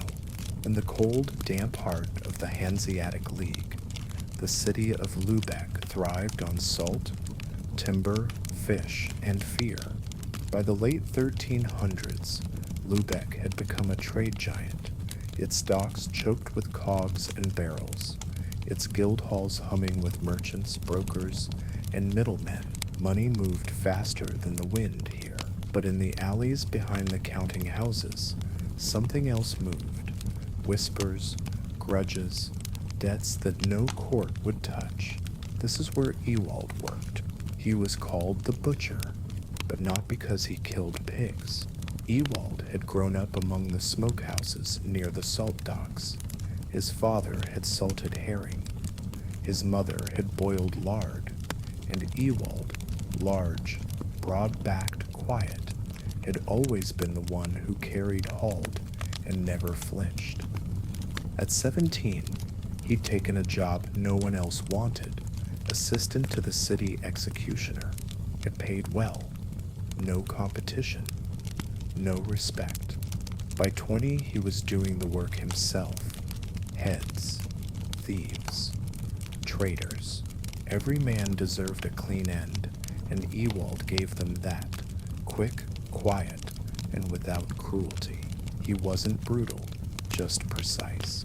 People did instead meet his eye in public, but they came to him at night, with money and names. Lübeck didn't need official assassins. It had Ewald. The law only reached so far. Beyond that, merchant vendettas, bribes, quiet paybacks, a rival guildmaster's cousin, a tax collector who saw too much, a clerk with too many ledgers and not enough loyalty. Most were legal. A few weren't set. Ewald never asked. He did instead need to know the reasons, just whether to use a rope, a knife, or a river. The turning point came in 1383. A merchant prince named Albrecht von Thurgen, head of the Salt Trade Syndicate, summoned Ewald personally. This never happened. People like Albrecht sent messengers, scribes, hired middlemen. But that night, Albrecht walked into Ewald's home near the harbor, sat at his rough table, and poured his own wine. "Yous have done quiet work for the city," Albrecht said. "Now I need quiet work for the League." Ewald stared, said nothing. Albrecht continued, "There steps a man from Visby, from the Gotland trade house. He steps in Lübeck now, pretending to negotiate grain tariffs, but he sets doing something else, undermining our position." He pulled a coin from his pouch and placed it on the table. It wasn't set Lübeck currency. It was Gotland silver, stamped with a ship. A message. Ewald accepted the job, but something was different this time. The man they wanted dead. Johann Sten wasn't hiding. He walked openly through the merchant halls. He wore no disguise, attended church, spoke with visiting traders. Ewald watched him for 4 days. No bodyguards, no bribes. No secret meetings. Just a man, apparently doing business. But the way he moved, it felt wrong. Like a man baiting a trap. On the fifth night, Ewald slipped into Johann Sten's rented quarters. He expected a drunk or a snoring bureaucrat. What he found was a man sitting in a chair, fully dressed, staring into the dark. I was wondering how many days it would take them, Johann said, not frightened, just resigned. Ewald froze, not because he was afraid, but because Johann didn't reach for a weapon. He reached for a letter, held it out, read it, or kill me. Either way, they're from tired. Ewald did instead move. Johann sighed. You think this is about tariffs? It's about Baltic grain control. If Lübeck wins this round, Gutland goes under, we still be annexed, quietly, legally, starved out, our trade contracts nullified. He tossed the letter on the table. Halbrick doesn't set need to assassinate me. He sets already winning, but he wants my death to look like a robbery, to prove a point to the others. Ewald stepped forward, picked up the letter, read it. It was dense. Names, contracts, maps, proof, maybe, but enough to raise doubt, enough to complicate things. That was the moment everything changed. Ewald had always lived by a rule. Don't ask, don't flinch, don't judge. But now, with a man sitting calmly in front of him, expecting death, explaining war in numbers and cargo shipments, he realized something. Killing this man wasn't a job. It was an invitation to be part of a war. And he was tired of being used as a signature on someone else's contract.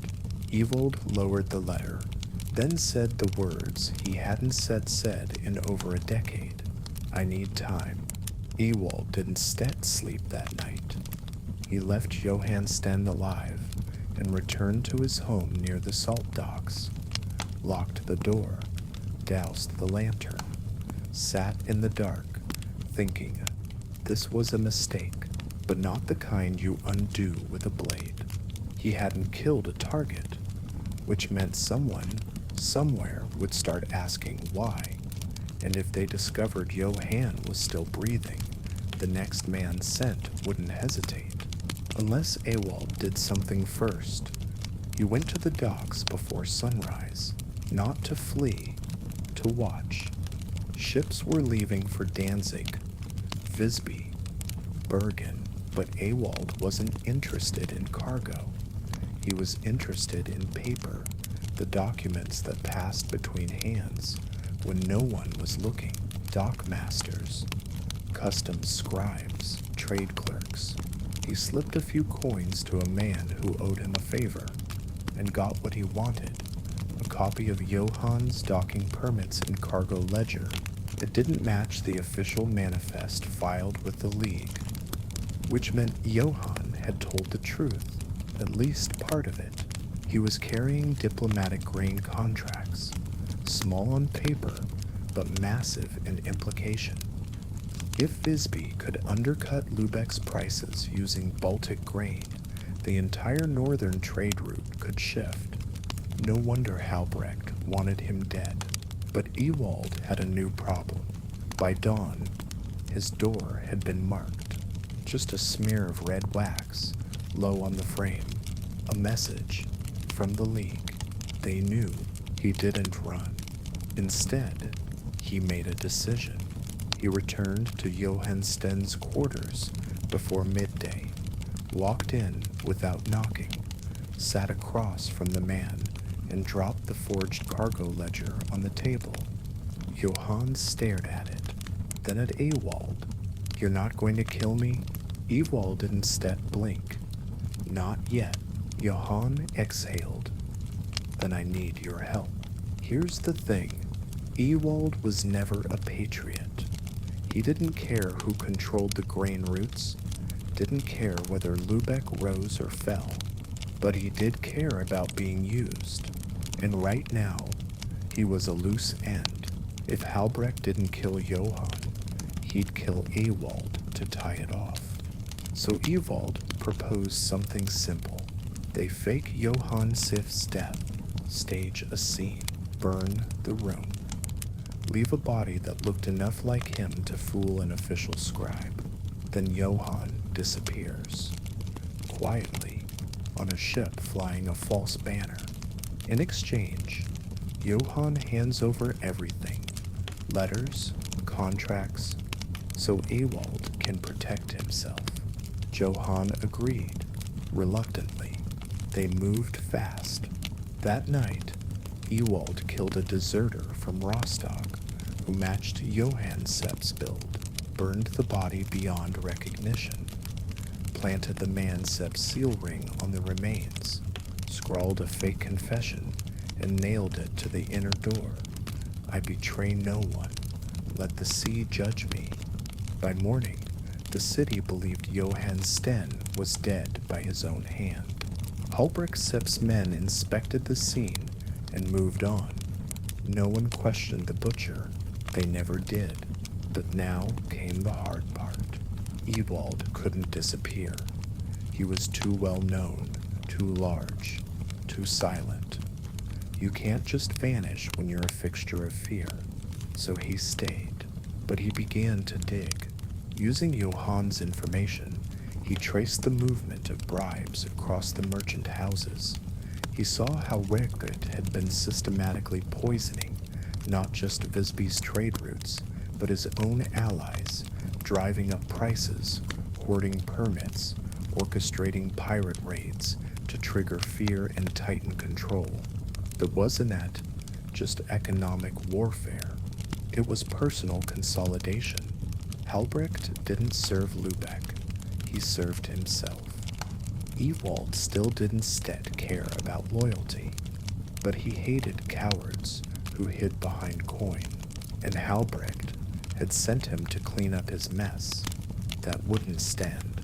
The turning point came during a feast in the Merchant Guild Hall, a celebration of winter shipping contracts.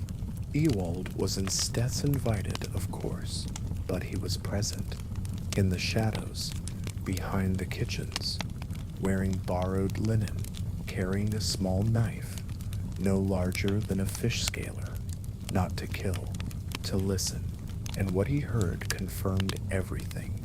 Halbrecht was preparing to move against the Lübeck Council itself, accusing 3 aldermen of conspiracy with foreign agents, which of course would eliminate the last of his internal opposition.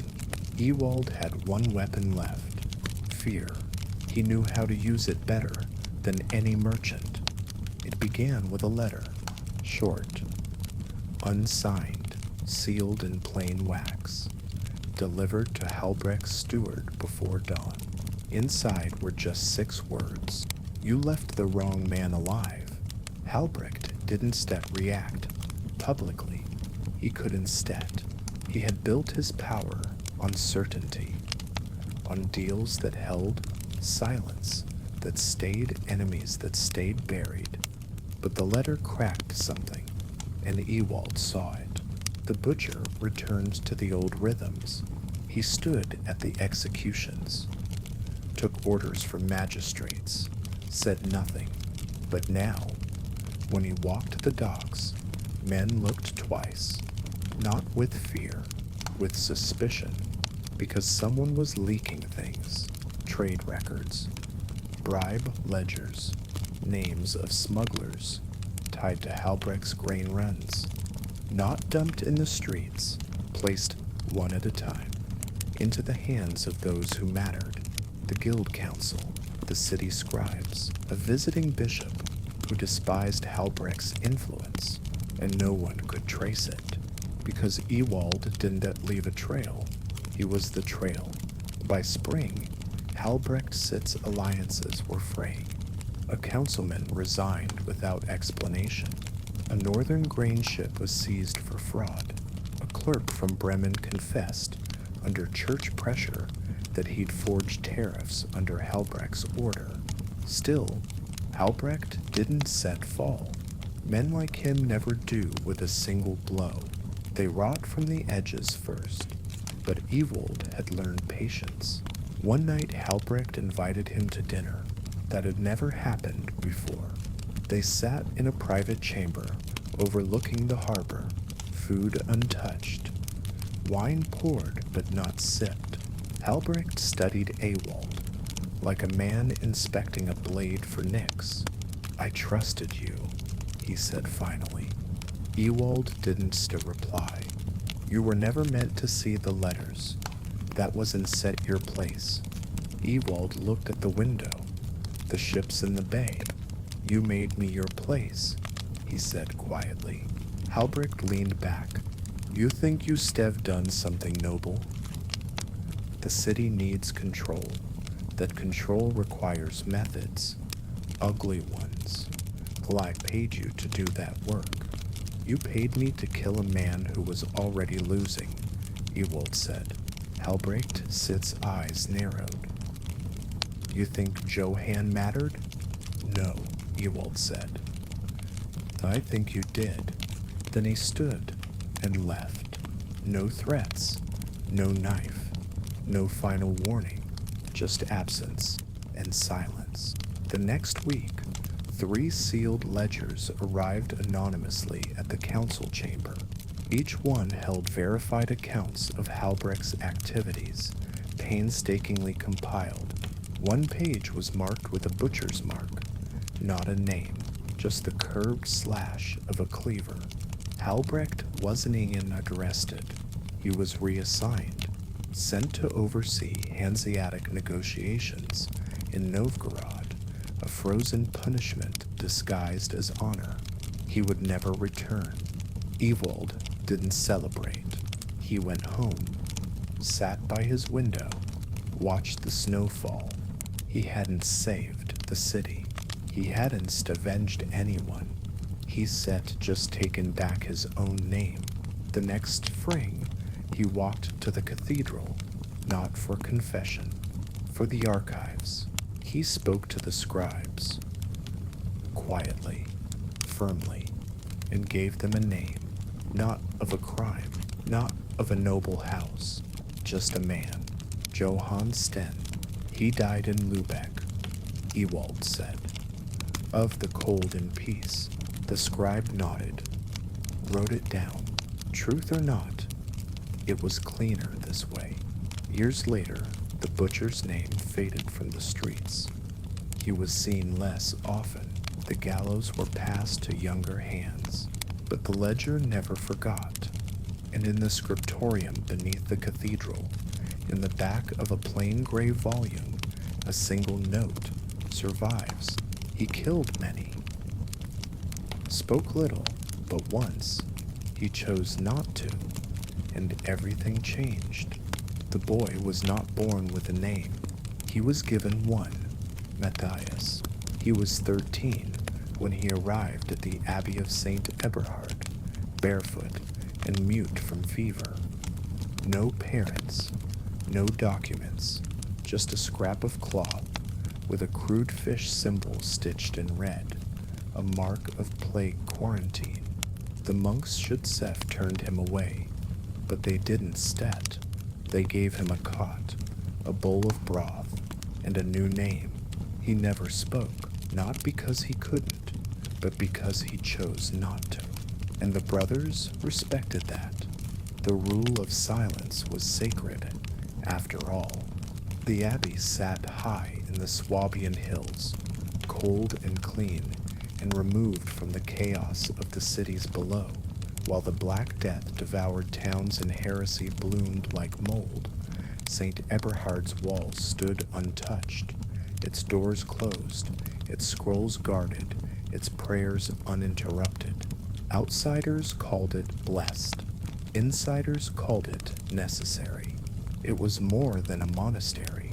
It was a vault for books, for names, for secrets. Matthias became a scribe, a fast one, precise, tireless.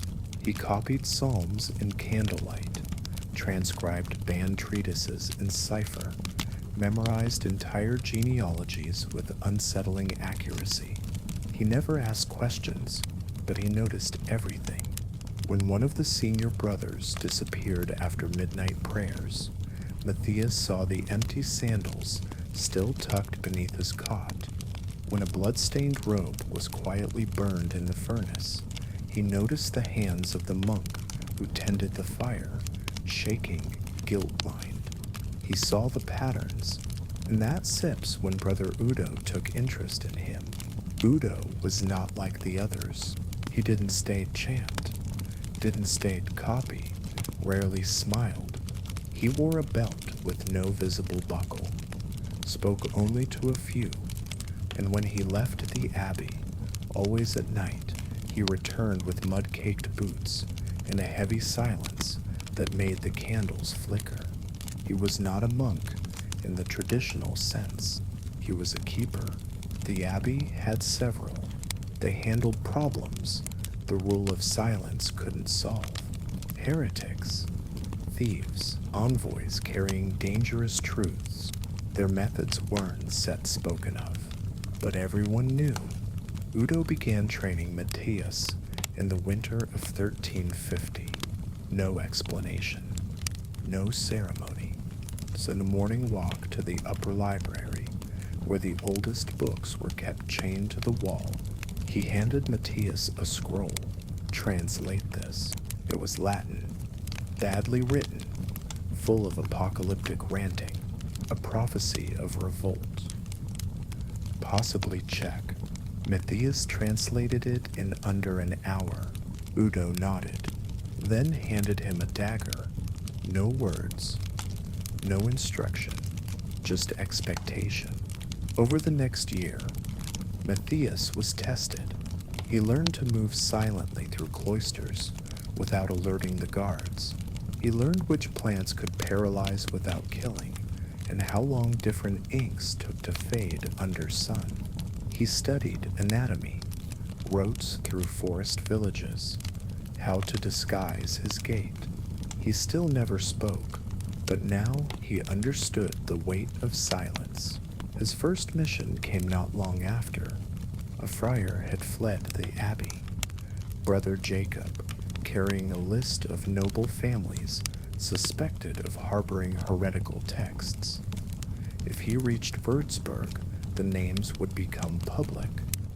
The abbey's trust, its influence, would shatter. Brother Udo gave Matthias the order plainly. Stop him before nightfall.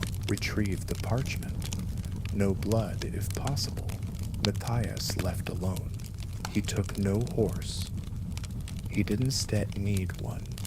He found Jacob just before dusk. The friar was drinking river water with shaking hands, his robe soaked from travel. Matthias approached, holding out a crust of bread. The friar didn't recognize him until it was too late. Matthias took the scroll, did not draw the blade. He left Jacob alive, barely. He returned to the abbey before matins, placed the scroll on Udo Sepp's desk, and went back to copying psalms. The abbey had a lower level that was never marked on the official floor plans. It wasn't hidden behind a trapdoor or sealed with iron. It was just a narrow stairwell tucked behind the vestry, locked with a rusted key only Brother Udo carried. Matthias had never entered it until one morning Udo handed him the key and said only, "Sort the black volumes." That was the name the scribes whispered when they thought no one was listening. The black volumes. Books not meant for prayer. Texts too dangerous to destroy, too damning to display. The abbey didn't burn heresy. It archived it. The Bone Library was not a name written on any plaque, but that's what Matthias called it the moment he stepped inside. Bones lined the walls, not human, but animal ox ribs, used to support warped shelves, ram horns nailed as hooks, femurs carved into candle stands. There was a chill in the air, unnatural and unchanging. He lit a taper and began to read. There were books in Latin, Greek, Old Frankish, Arabic. Some were written in blood, some bound in skins too fine to be cowhide. But what struck Matthias most were the annotations. Tiny notes scrawled in the margins in a hand he recognized, Brother Udo, and in some cases his own. Some of the documents he had copied, parchments, fragments, even a full psalter, had ended up here, not in the general library, not in the Vatican vaults. Here, in the dark, next to manuals on poisons, military ciphers, and something called the Mirror of Kings, which laid out methods for turning abbeys into intelligence hubs, complete with recommendations for how to train monks as spies. Matthias sat for a long time, not reading, just breathing. The abbey had rules, but they were not the rules of God. They were the rules of information. Knowledge was hoarded, not shared. Shared only when it gave someone leverage. Faith had become strategic. That night, Udo returned. He found Matthias sitting in front of the desk with a volume open on his knees. "Did you find what you needed?" Udo asked. Matthias didn't answer, just turned the book around so Udo could see the marginalia. "Your hand," Matthias said softly. His voice was dry from disuse. It was the first word he had spoken in 2 years. Udo blinked.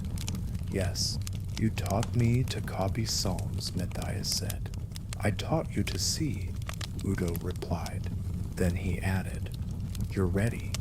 Ready for what? That question lingered until the next day, when a group of riders arrived at the abbey gates. They wore clerical robes, but spoke with court accents.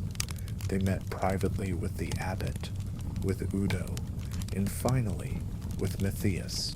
One of them, a thin man with ink-stained fingers and the insignia of the Bishop of Mainz, placed a sealed scroll on the table. "Your name is not in this document," he said, "but the names of those you fill in are." The scroll listed 6 men, some in cities, some in monasteries, one in a castle near Bamberg, all accused of heresy, all marked for death. No trials, no public excommunication, just clean removals. Matthias didn't ask why. He simply folded the scroll, packed a small bag, and left before Vespers. Matthias completed the first task without hesitation. A former bishop turned hermit, living outside Fulda. He'd been writing letters, passages warning of a false church rising within the robes of the true. Dangerous words. The abbey didn't care if they were right, only that they spread. Matthias found him tending herbs, slit his throat while he prayed. He left no note, no trace, only silence. The second was harder.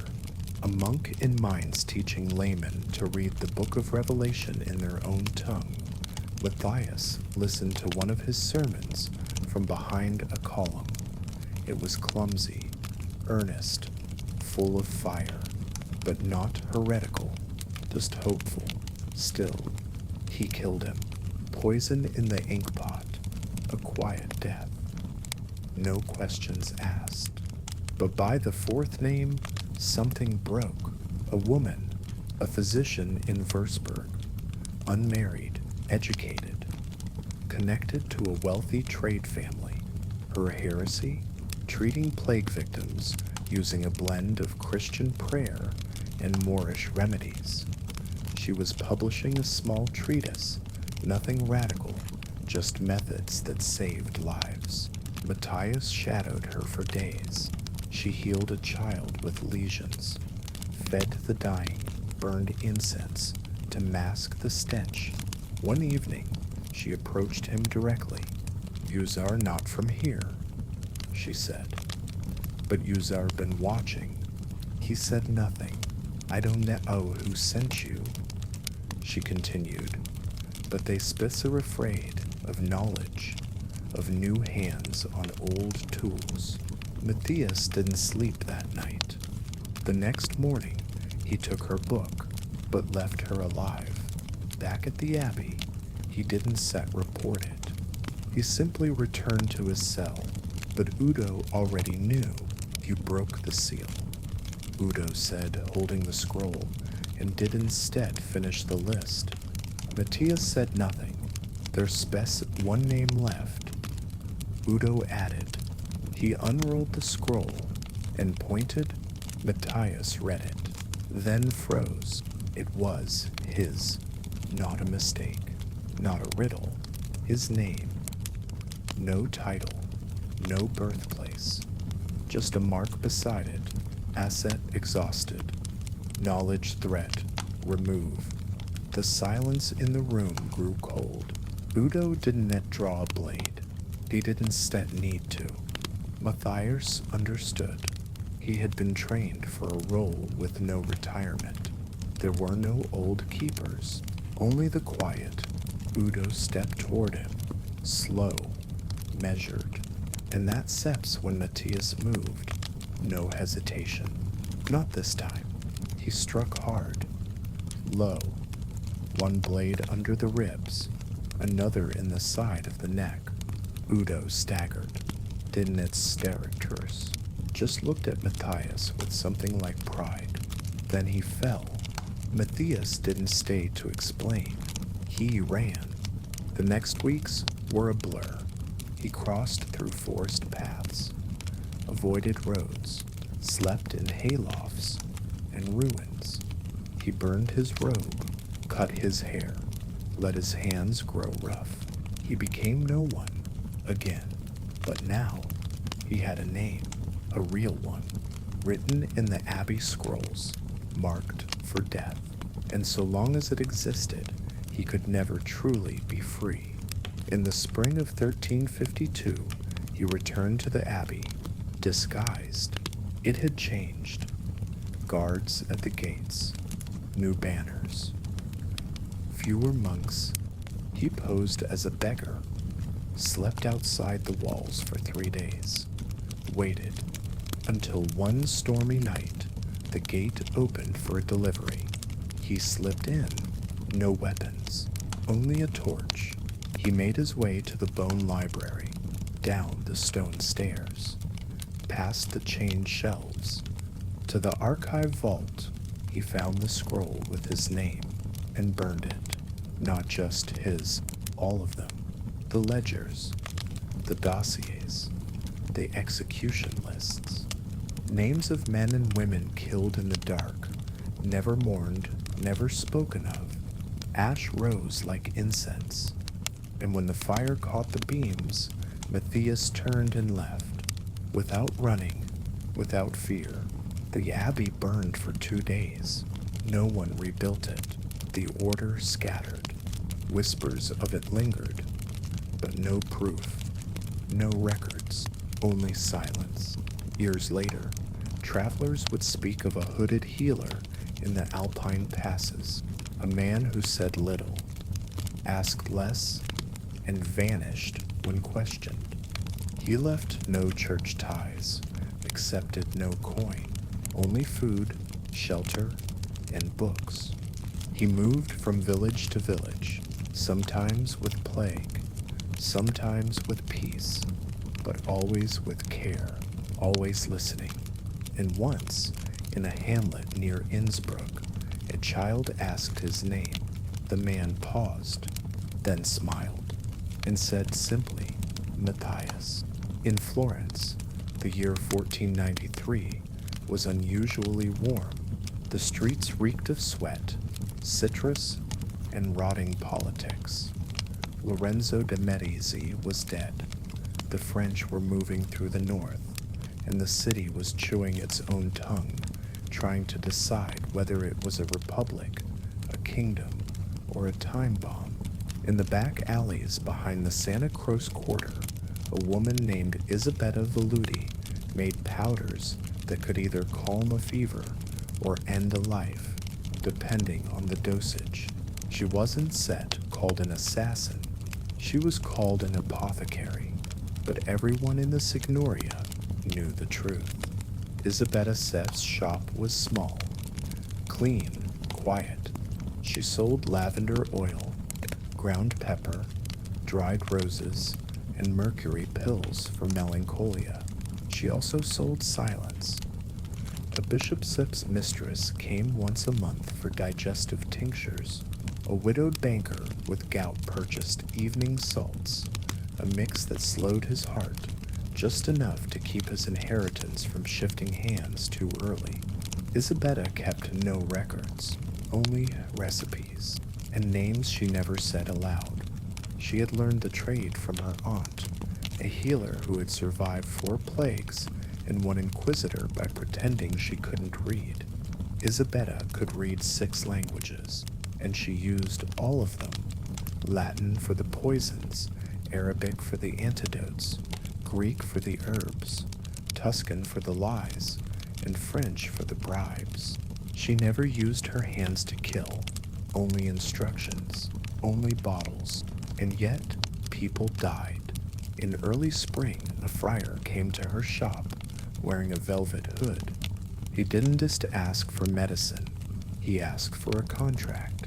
There is a man, he said, voice smooth, a humanist, a teacher at San Marco. He preaches against the Dominican reforms, too loudly. Isabella didn't look up from her mortar. Name? The friar handed her a slip of parchment. She burned it in the flame beside her lamp.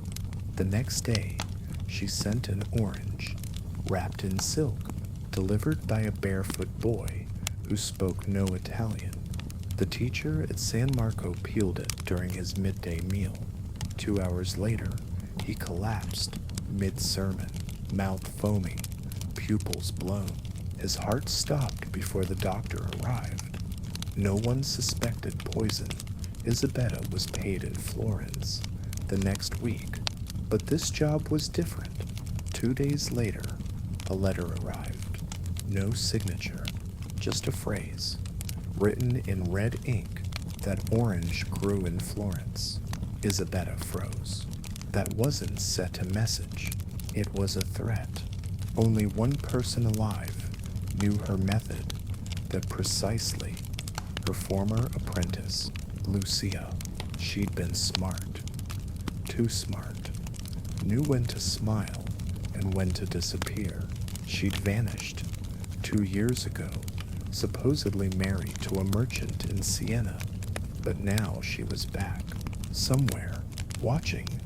Lucia had been 17 when Isabella took her in. An orphan from the Trastevere quarter, clever with plants, quicker with lies. She had nimble hands, a memory like wet ink, and a hunger that worried Isabella from the start. But what made her dangerous was her charm. She could make a monk confess, a merchant weep, a guardsman forget what he'd seen. Isabella had taught her everything except the antidotes. She stood kept those in her head and out of reach. That had been the mistake.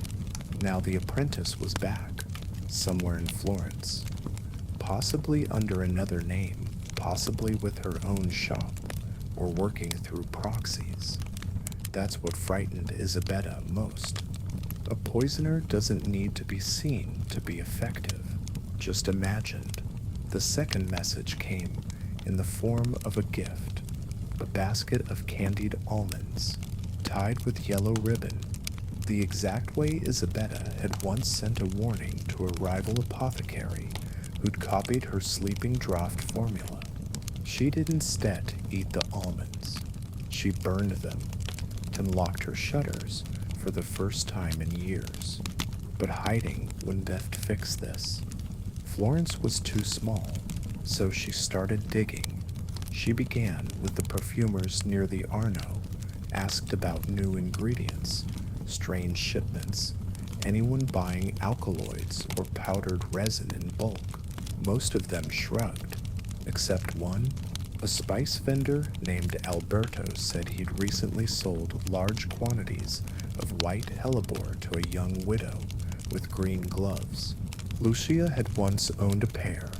The third message came not as a letter, but as a death. A notary from the Signoria, known to frequent Isabetta's shop, dropped dead in his garden just before sunset. Isabetta hadn't said soul to him in weeks, but she taught Lucia that man's favorite tea, gentian root, lemon balm, a pinch of ground clove. In Easy Vehicle, the city began to whisper, not about Lucia, about Isabetta, so she took the risk. She sent a note, plain paper, no seal, no flourish. You are my finest mistake. Meet me behind the Santa Trinita Chapel. No poisons, no lies. She didn't set no if it would work, but it did. Lucia arrived at dusk, wearing gray, face veiled. She had instead aged much. Still had the same eyes, bright, too fast, always scanning. You look tired, Lucia said. You look unfinished, Isabetta replied. That made Lucia smile. You trained me too well. You never learned caution. I learned freedom. A pause. You sent the messages? Isabetta asked. Of course. Why? Lucia stepped forward. Because I stum done being your shadow. Florence needs a new kind of apothecary. One who doesn't serve cowards behind veils. And what will you serve instead? Isabetta asked. Glory? Power? Savonarola sips choir? Lucia tilted her head. Justice? Isabetta knew what that meant. Lucia was instead just killing for money. She was targeting the men who once paid Isabetta. Cleaning up the rod her teacher had quietly sustained. You want my name, Isabetta said. I already have it, Lucia replied. But the city doesn't set. Yet, a long silence. Then Isabetta asked, What you want, Lucia? Lucia stepped closer. To replace you. The next morning, Isabetta opened her shop as usual, shelves dusted, curtains drawn, mortar and pestle resting on the polished table like nothing had changed. But everything had. Lucia had made her position clear. She did not want revenge. She wanted succession, on her terms. Isabetta knew the poison game was never just about death. It was about reputation, whispers, association, the illusion of danger. Lucia didn't need to kill her to take her place. She just needed people to believe the torch had passed. And for that, Isabetta had one final move. She brewed a tincture. It took all night. Red poppy, crushed saffron, powdered pearl, a drop of her own blood, not to kill, to slow, a draft that would mimic fever, confusion, weakness, enough to make her vanish from public view, with rumors of illness replacing whispers of plots. It was not suicide, it was subtraction. At dawn, she closed the shop, boarded the windows, left a sign on the door, closed for mourning. No one knew whose mourning. They didn't just ask. By the second week, the whispers shifted. Isabetta Sips gone mad. Cysts fled to the countryside. She was poisoned by her own apprentice. No one knew what was true. That was the point. Lucia reopened a new apothecary 2 streets away. Fancier, brass fittings, a fountain in the atrium. She used new blends, brighter packaging, sold perfumes alongside remedies. She didn't set deny the rumors. She didn't set confirm them either. She let the mystery do the work. But in a villa outside Fiesel, in a room filled with drying herbs and shuttered windows, Isabetta lived quietly, still mixing, still writing, recording everything, every tincture, every death, every name. Her final formula was not a poison, it was a history. One copy stayed with her. The other, years later, found its way into the hands of a Venetian printer, sold anonymously under the title On Subtle Remedies and Mortal Errors, The Confessions of a Florentine Apothecary. It became popular, then banned, which only made it spread faster. Lucia Sepp's shop burned 10 years later. Sabotage, some said papal retaliation. Others claimed she vanished soon after. No death was ever confirmed, only a note found near the ruins. The tincture was never yours. Some say Isabetta died in peace. Others say she lived long enough to see Florence forget her name entirely. But her drafts survived.